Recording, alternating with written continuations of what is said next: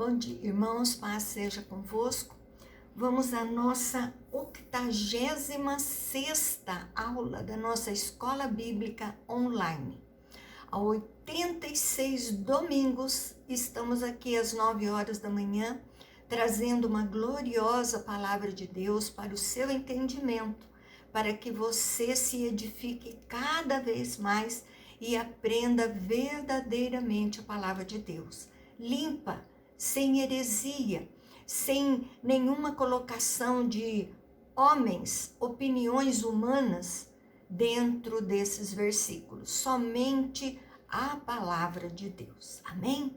Espero que você goste, espero que você esteja curtindo, compartilhando, espero que você aí esteja também anotando todas as considerações que estamos fazendo e também que você esteja aí curtindo e também colocando o que você achou da sua aula. Isso nos anima, nos faz continuarmos. Amém? Então vamos lá. Nós estamos estudando a carta do apóstolo Paulo aos Romanos, né? E nós temos aprendido que existe para a palavra um determinado tempo, uma determinada circunstância, então nós precisamos prestar atenção nisso, porque muitas pessoas tiram isso do contexto, este versículo, e aplicam de uma maneira errada.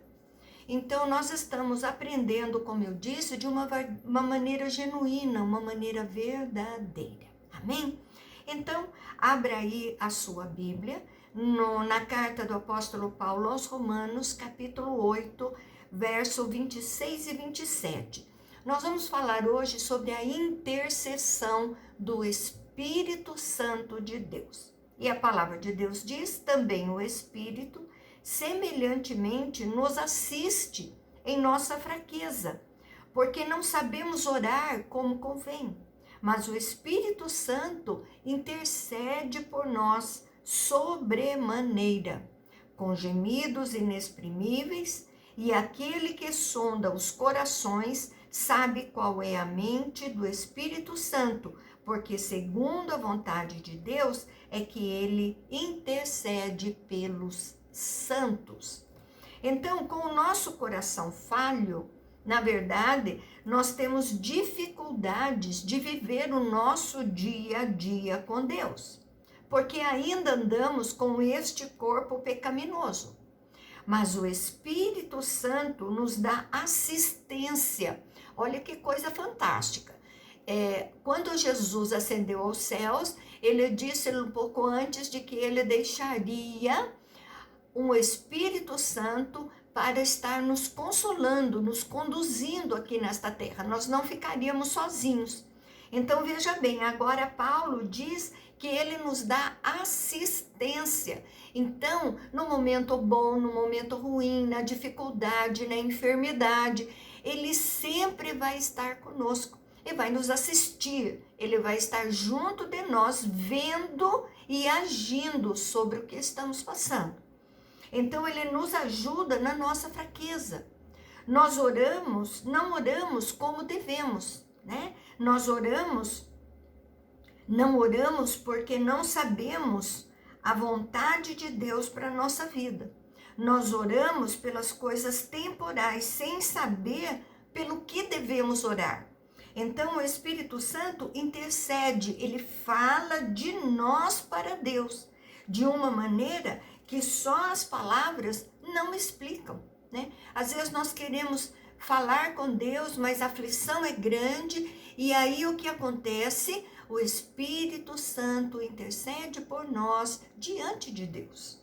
Então, Deus compreende o que o Espírito Santo diz. Então, existe uma assistência permanente por parte do Espírito Santo e nos traz paz, porque ele nos dá essa paz que excede a todo entendimento. E a presença do Espírito Santo é ativa, ela é real na vida do crente, na vida do cristão, na vida daquele que crê no Senhor Jesus. Então, para termos esta paz, para termos essa intercessão do Espírito Santo, nós precisamos ser cristãos, seguirmos a Cristo, praticarmos a sua palavra. Então as pessoas confundem. Eu vou orar e vou receber, mas como que está a sua vida com Deus? Eu vou orar e o Senhor diz que vai me dar paz. Não, ele falou sim, mas aqueles que creem, né? Verso 28. Sabemos que todas as coisas cooperam para o bem daqueles que amam a Deus, daqueles que são chamados segundo o seu propósito. Então, pelo que estamos estudando, nós sabemos que Deus está fazendo uma grande obra em nós, né? Podemos vencer o pecado e existe uma esperança futura, a nossa vida eterna. Nós cremos. Bem, não é que achamos o que é melhor para nós. Bem, é a vontade de Deus que deve acontecer na nossa vida. Por isso, quando nós oramos, a gente sempre pede ao Senhor que as nossas vontades, a nossa oração, os nossos pedidos coincidam com a vontade de Deus para a nossa vida, porque aí vai ser realizado. Porque nada fora da vontade de Deus vai ser realizado na sua vida. Não é porque você acha, não é porque você quer, é porque você precisa que Deus vai realizar. Esse é o bem. Todas as coisas são boas e ruins para nós. Tudo que passamos, precisamos entender que é para o nosso bem. Então, às vezes, queremos algo e estamos vendo as coisas acontecerem ao contrário na nossa vida. Mas por que isso? Porque não é a vontade de Deus a mesma que a nossa vontade. Então, vamos entender bem isso. E os justificados por Deus têm a capacidade de enxergar que tudo o que acontece parte de Deus para o nosso bem. Então, por isso que a palavra de Deus diz, em todas as coisas, glorifique o nome do Senhor. Se alegre. Por quê? Porque está sendo a vontade de Deus para a sua vida. Mesmo que estejam acontecendo coisas ruins, peça a Deus que te mostre o propósito dele para os acontecimentos na sua vida. E não o porquê isso está acontecendo. Verso 29 e 30, portanto, aos que de antemão conheceu, também os predestinou para serem conformes à imagem do seu Filho, a fim de que ele seja o primogênito entre muitos irmãos. Aos que predestinou, a esses também chamou, e aos que chamou, a esses também justificou. Aos que justificou, a esses também glorificou. Agora, nós temos aqui uma parte muito teológica mesmo, né? Muito complicado, de predestinação e presciência. Nós vamos falar assim por alto e você procure saber mais disso, né? Que vai aí clarear a sua mente. Mas eu creio que com essa explicação você já vai ter uma ideia do que Paulo está dizendo sobre aqueles a quem Deus predestinou. Então, Paulo fala que Deus conheceu antes. Ele sabia de todos que existiriam e é a presciência de Deus, saber antes de acontecer as coisas. Os salvos são predestinados para serem como Jesus. Então, Jesus é o primeiro, Jesus é o modelo. Então, existem duas escolas grandes teológicas que discutem há mais de 500 anos sobre predestinação. Então, nós não vamos entrar em detalhe. Quero falar por alto para você, como disse, e você vai estar aí bem ciente do que acontece isso, do que Paulo quis dizer. Então, existem essas duas escolas, do calvinismo e arminianismo. Então, não vamos aqui defender nenhuma das duas, né? Você tem a liberdade de pensar e ver o conceito que segue a sua igreja. Aqui são conceitos de entendimento. Então, dentre todos os condenados, Deus escolheu pessoas e os salvou pela graça. Todos pecaram, merecem a morte, condenados. Então, aqui nesse conceito, Deus está sendo ativo. Existe uma ação ativa de Deus.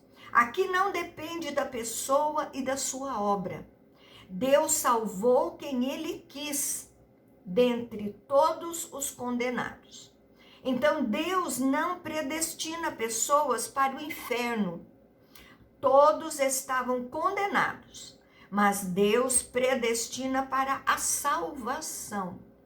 Então, pela sua misericórdia e graça, Ele escolhe determinadas pessoas e aplica a sua ação ativa e os salva.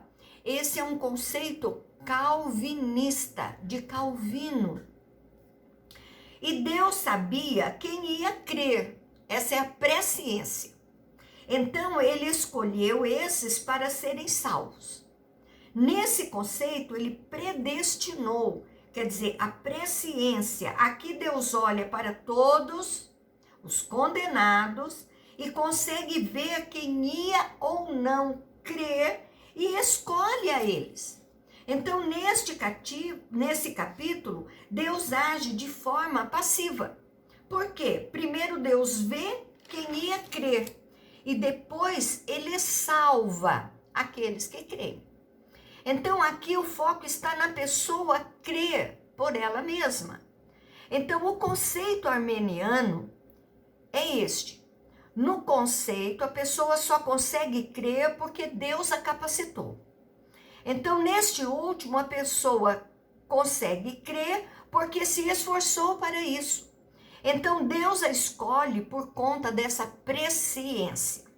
Então, predestinou é o calvinismo e predestinou no arminianismo.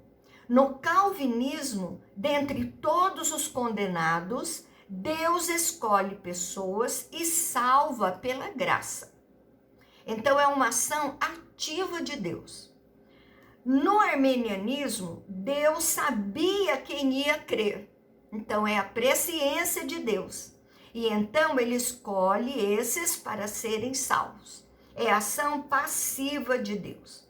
Esse assunto de você crer na predestinação ou você crer nessa presciência, ele não vai mudar a sua salvação. O importante é você crer em Jesus e a partir daí, pela fé, você é salvo. Então, nós temos uma sequência da ação de Deus. Deus conheceu, predestinou, chamou, testificou e glorificou. Não se esqueça que nós temos o livre-arbítrio. E quando você pensa nesse livre-arbítrio, você consegue distinguir o calvinismo e do arminianismo. Eu não vou colocar aqui a minha opinião, eu tenho a minha opinião, porque eu creio que Deus conhecia, Ele predestina, Ele chama e Ele justificou. E Ele glorificou. Então, o glorificar é o final da obra de Deus em nós. O que seria isso? É a vida eterna. Então, nós estamos aí estudando toda essa carta de Paulo aos Romanos e ele tenta explicar isso para aquele povo, né? Eles acreditavam que Deus não estava mudando nada, que as coisas estavam continuando do jeito que estavam, desde o começo da humanidade. E não é assim, né? Então, Paulo vai mais a fundo, Paulo explica de uma maneira tremenda sobre presciência, predestinação. Então, não muda a sua salvação, não esqueça disso, né? As pessoas, eles estão aí brigando há 500 anos por essa escola, por essa parte teológica.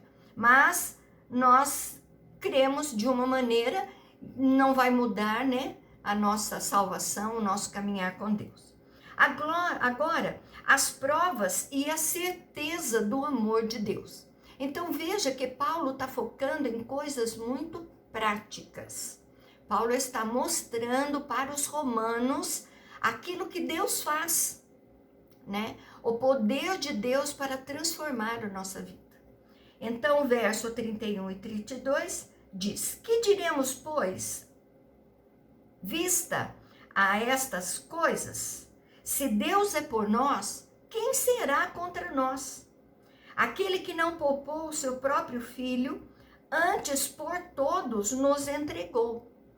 Porventura não nos dará graciosamente com ele todas as coisas? Então essas coisas é tudo que Paulo está expondo agora, né? O que eu posso dizer sobre pecado, graça, salvação, justificação, predestinação? O que eu posso dizer sobre todas essas coisas? Se eu creio que tem um Deus, não existe nada que pode ser contra nós.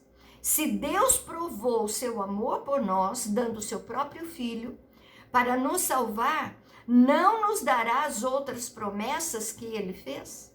Sim, ele fará isso. A palavra de Deus diz que Deus é fiel à sua palavra. Ele é fiel às suas promessas, não é fiel a nós, não.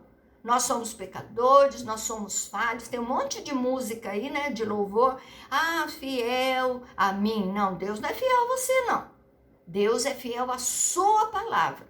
Porque o homem é pecador, o homem é falho, o homem muda de opinião de hoje para amanhã. Você crê em Deus hoje, amanhã você não crê mais. Quantas pessoas nós conhecemos assim? Como eu brinco sempre, né? Viradas no giraia. Criam, receberam milagres e agora estão aí no mundo, né? Perdido, sabendo que é errado, porque agora tem o conhecimento e faz tudo que o mundo oferece. Então, ele é fiel à sua promessa, à sua palavra, a palavra dele, a promessa dele. 33 e 34. Quem intentará acusação contra os eleitos de Deus? E é Deus quem os justifica. Quem os condenará? É Cristo Jesus quem morreu, ou antes quem ressuscitou, o qual está à direita de Deus e também intercede por nós. Eleitos, aplicada para os salvos, são justificados. Lembra? Pela fé, pela graça, pela morte de Jesus. Com os pecados perdoados. Pelo sangue de Jesus, quem nos acusará? Ninguém. Se é justo, não está debaixo do pecado. Então o juiz já nos absolveu dos nossos crimes e também trabalha Jesus em nosso favor. Verso 35 e 36. Quem nos separará do amor de Cristo? Será a tribulação, ou a angústia, ou a perseguição, ou a fome, ou a nudez, ou o perigo, ou a espada? Como está escrito, por amor de ti, somos entregues à morte o dia todo. Fomos considerados como ovelhas para o matadouro. Então, existe alguém que tem esse poder? Não. Ele nos mantém no caminho. Nada tem esse poder, porque o Espírito Santo está em nós. Leia Salmos 44, verso 22. Nenhuma situação tem a capacidade de destruir o amor que Deus tem por nós. Verso 37, em todas essas coisas, porém, somos mais que vencedores, por meio daquele que nos amou. Então, mesmo passando por todas essas lutas, perseguições, guerras, fome, somos mais que vencedores. A nossa vitória está garantida. Então, como nós somos mais que vencedores, nós estamos além, à frente da nossa vitória. Verso 38 e 39, porque eu estou bem certo de que nem a vida, nem os anjos, nem os principados, nem as coisas do presente, nem do porvir, nem os poderes, nem altura, nem profundidade, nem qualquer outra criatura poderá separar-nos do amor de Deus, que está em Cristo Jesus, nosso Senhor. Então Paulo diz que ele acredita que nada pode nos separar do amor de Deus. Nada que existe em qualquer lugar, nem que ninguém que exista, nem qualquer situação pode separar os servos de Deus do amor de Deus. O amor de Deus é assegurado a nós pela obra de Jesus Cristo. Amém?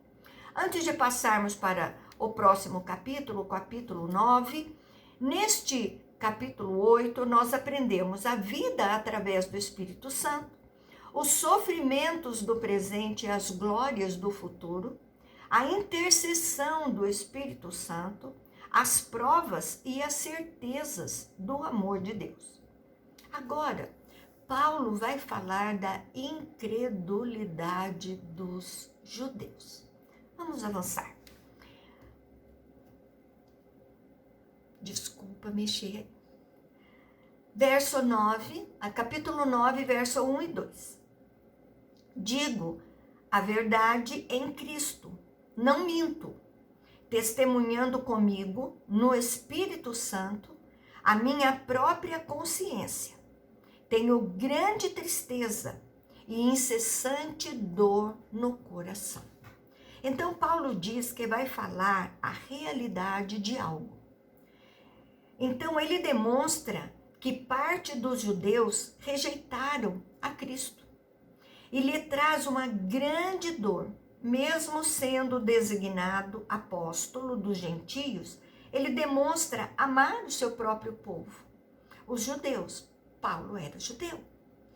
Então, no verso 3 e 4, porque eu mesmo desejaria ser anátema, separado de Cristo, por amor dos meus irmãos, nem meus compatriotas, segundo a carne, são israelitas.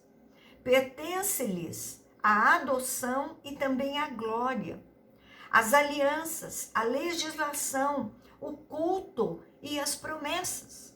Então, anátema é maldito.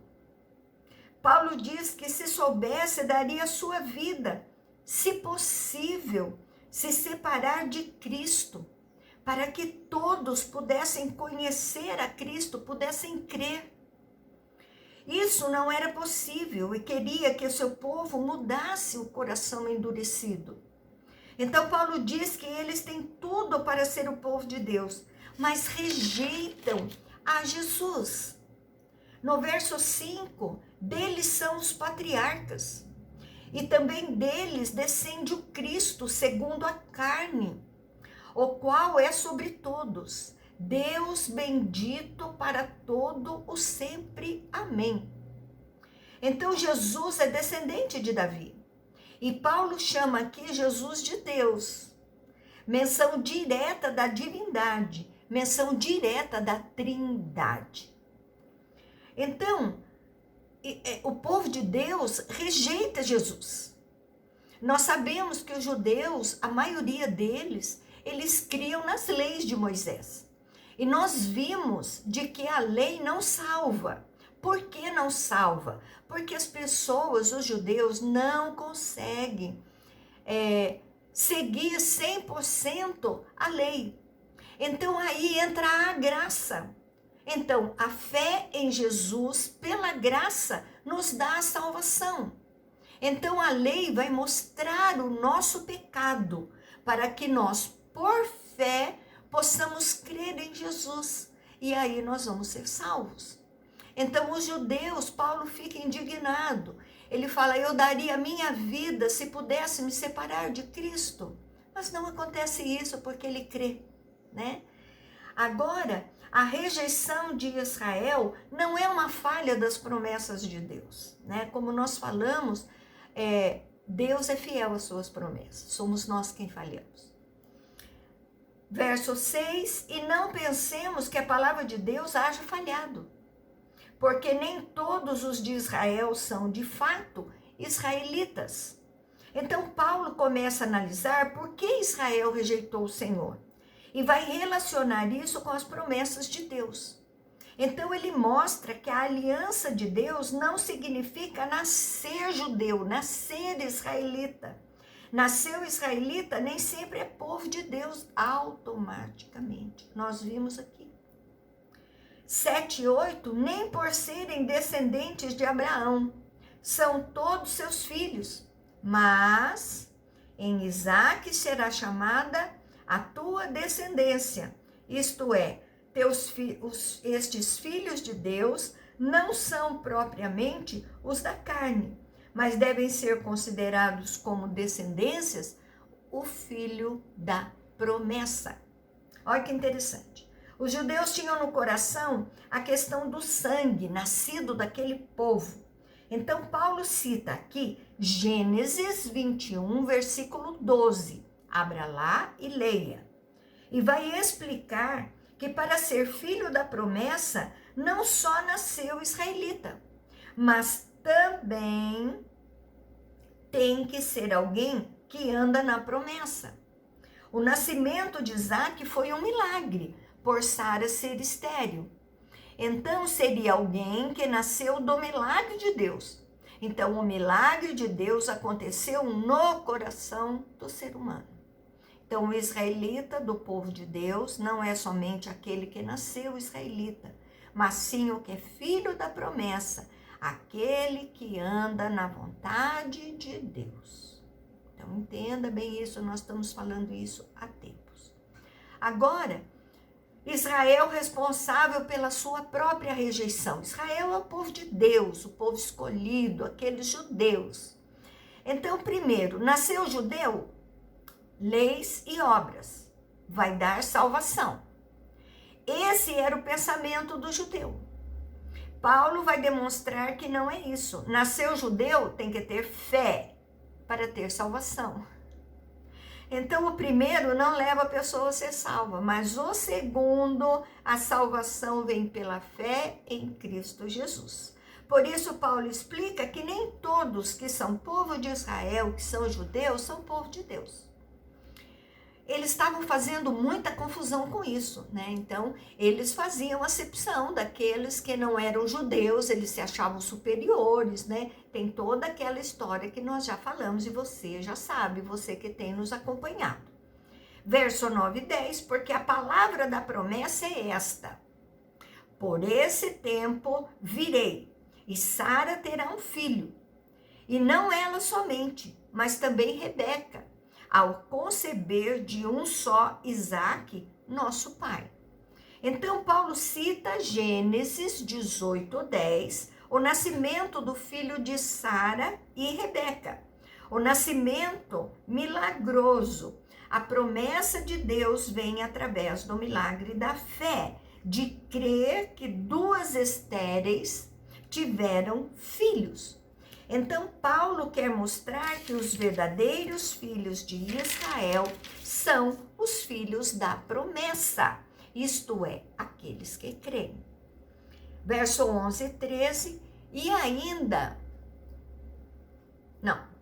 Não vai dar tempo, nosso vídeo aqui, nossa gravação vai acabar, nós vamos parar por aqui. Amém? Que Deus abençoe poderosamente sua vida, espero que esteja gostando, esteja entendendo. Eu creio assim que nós estamos explicando muito bem para você a cada 2 versículos, olha que maravilha, né? Então dá para você ter um entendimento bem amplo da palavra de Deus, se localizar dentro da palavra de Deus, ver as necessidades para você ser salvo, caminhar com Jesus e ter a vida eterna. Amém? Que você tenha aí um excelente domingo na presença de Jesus, juntamente com a sua família, e um beijo grande no seu coração. Até a próxima!